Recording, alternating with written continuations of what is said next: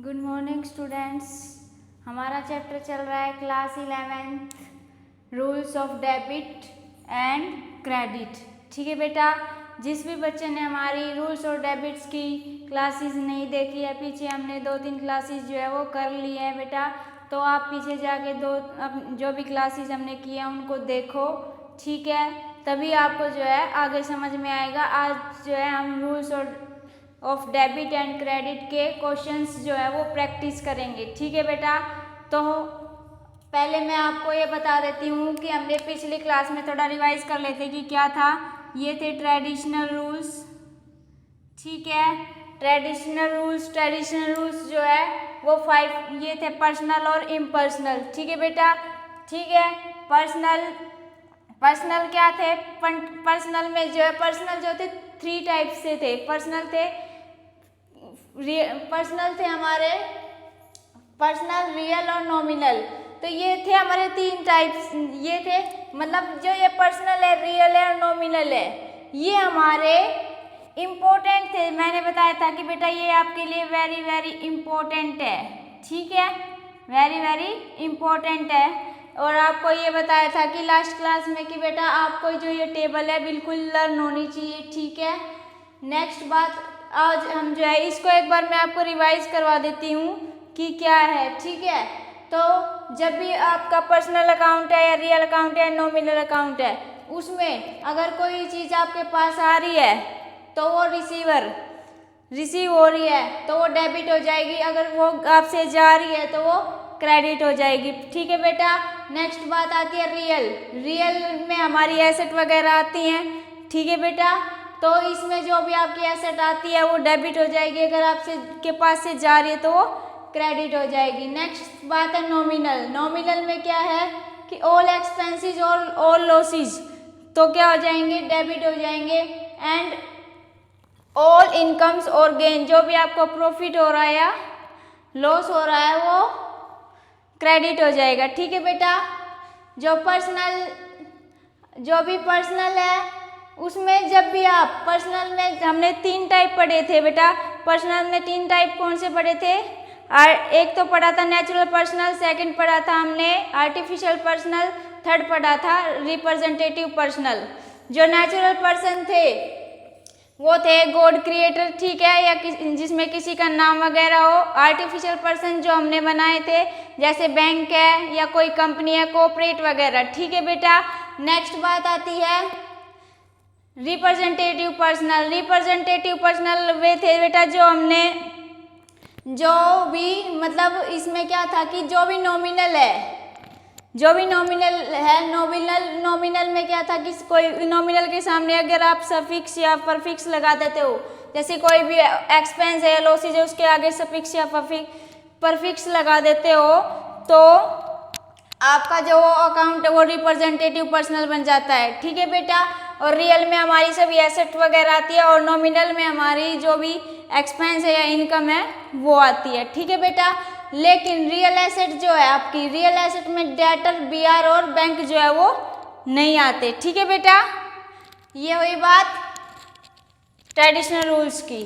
Next बात आती है मॉडर्न रूल्स जो है वो हमने जो है 5 टाइप से क्लासीफाई किया था। इसको हमने लिखा था क्लियर वर्ड से, जैसे सी से कैपिटल, एल से लाइबिलिटी, ई से एक्सपेंस, ए से एसेट और आर से रेवेन्यू।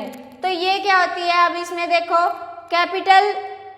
कैपिटल में कोई भी चीज़ आपकी इंक्रीज हो रही है तो उसको हम क्रेडिट कर देंगे, अगर डिक्रीज हो रही है तो डेबिट कर देंगे।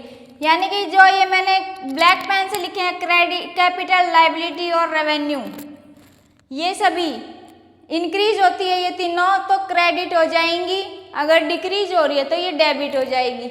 और अगर एक्सपेंस है और आपकी एसेट है तो वो डेबिट हो जाएंगी, इंक्रीज हो रही है तो, और डिक्रीज हो रही है तो क्रेडिट हो जाएगी। ठीक है बेटा, ये बात हुई मॉडर्न रूल्स की। मॉडर्न रूल्स में आपकी कैपिटल वगैरह आती है। ठीक है, और लाइबिलिटी में आपके जो क्रेडिटर हैं वे आते हैं, क्रेडिटर है। ठीक है, और थर्ड में आते हैं आपके जो भी एक्सपेंस है वो, एसेट में जो भी आपकी एसेट है, जो भी आप लॉन्ग टाइम यूज़ करते हो वो, और रेवेन्यू में आपको जो भी प्रॉफिट वगैरह जो भी इनकम आपके पास आती है वो। ठीक है बेटा, ये थे हमारे 5 टाइप से क्या थे मॉडर्न रूल्स।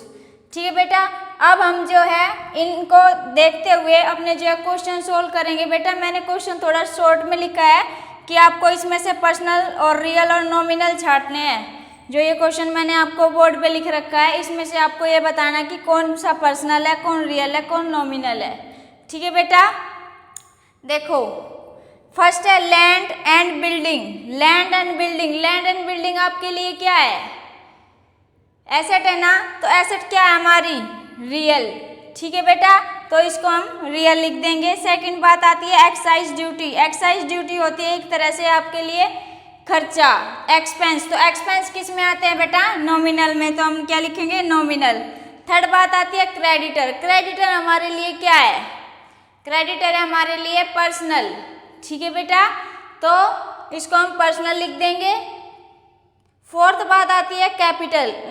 फिफ्थ बात आती है मोटर व्हीकल। मोटर व्हीकल क्या है, मोटर व्हीकल बेटा क्या हमारे लिए एसेट है, तो वो रियल में आ जाएगी। ठीक है बेटा, जो भी एसेट है आपकी वो रियल में आ जाएगी, और कैपिटल क्रेडिटर आपके पर्सनल में आ जाएंगे, कैपिटल भी आपकी पर्सनल में आ जाएगी। ठीक है बेटा, नेक्स्ट बात आती है गुडविल। गुडविल क्या हमारे लिए एसेट है, तो वो क्या रियल में आ जाएगी, तो हम इसको रियल में लिख देंगे। इन्वेस्टमेंट, जब भी आप बिजनेस में कोई इन्वेस्ट करते हो तो हमारे लिए एसेट होती है। ठीक है बेटा, तो वो भी किस में आ जाएगी, रियल में आ जाएगी।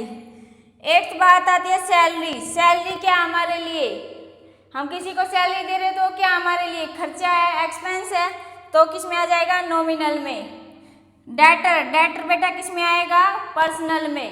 ठीक है, डेटर हमारे लिए इसमें जो है एसेट नहीं मानेंगे, डेटर को हम पर्सनल में लिखेंगे। ठीक है बेटा, ये हमारे लिए नेचुरल पर्सन है, इसको हमने नाम दे रखा है। ठीक है, इसके बाद अब बात आती है बैड डेट्स। बैड डेट्स हमारे लिए क्या है, खर्चा है। ठीक है बेटा, तो ये हमारे किस में आ जाएगा, नॉमिनल में। फिर आती है डेप्रिसिएशन। डेप्रिसिएशन भी हमारे लिए क्या है, जब भी किसी की मशीन की मूल्य में अगर वैल्यू में गिरावट आ रही है तो वो क्या है, हमारे लिए खर्चा है, तो वो नॉमिनल में आ जाएगा। ठीक है बेटा, वेजिस। वेजिस क्या है, हम वेजिस दे रहे हैं तो वो क्या है हमारे लिए खर्चा है, एक्सपेंस है, तो एक्सपेंस हमारे लिए नॉमिनल है। ठीक है बेटा, रिपेयर, रिपेयर भी नॉमिनल है। फिर आता है रमेश और डेटर। रमेश और डेटर क्या है, रमेश किसी का नाम है ना बेटा, तो वो किस में आएगा, पर्सनल में। ठीक है, और डेटर भी क्या है, पर्सनल में। ठीक है बेटा, नेक्स्ट बात आती है इंटरेस्ट रिसीव। तो इंटरेस्ट रिसीव किस में आएगा, आपके लिए क्या है, इनकम है, आपके पास पैसा आया है तो वो क्या है, नॉमिनल है। ठीक है बेटा, तो इसको हम नॉमिनल में लिख देंगे। फिर आता है बैंक ओवरड्राफ्ट। बैंक ओवरड्राफ्ट में बैंक, बैंक क्या है, आर्टिफिशियल।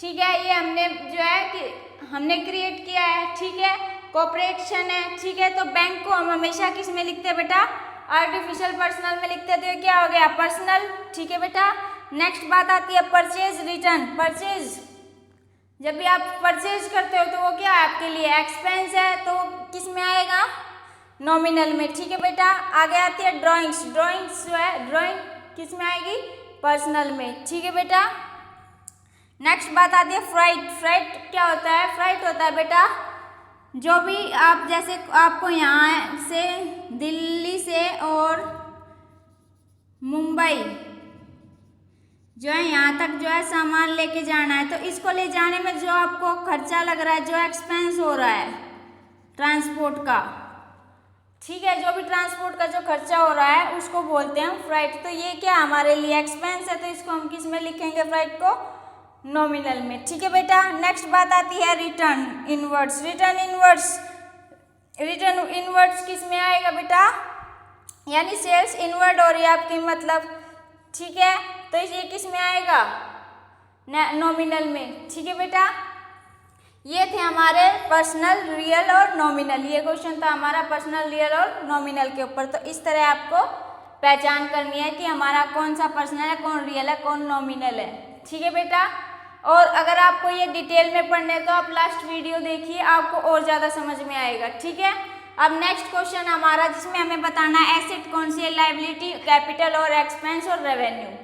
ठीक है बेटा, देखो अब लैंड, लैंड क्या हमारे लिए एसेट है, इन्वेस्टमेंट क्या हमारे लिए एसेट है, बिल्डिंग एसेट है, इंटरेस्ट रिसीव्ड हमारे लिए क्या है, रेवेन्यू है, पैसा हमारे पास आया है, ठीक है बेटा। सैलरी हमारे लिए क्या है, एक्सपेंस है, और बैंक ओवरड्राफ्ट क्या है हमारे लिए, लायबिलिटी है। देखो बैंक ओवरड्राफ्ट क्या होता है, बैंक ओवरड्राफ्ट होता है जैसे आपने बैंक में 10,000 जो है रुपीज डिपॉजिट कर दिए, ठीक है, डिपॉजिट 10,000, लेकिन आपके पास जो आपको जरूरत पड़ गई मान लो 15,000 की।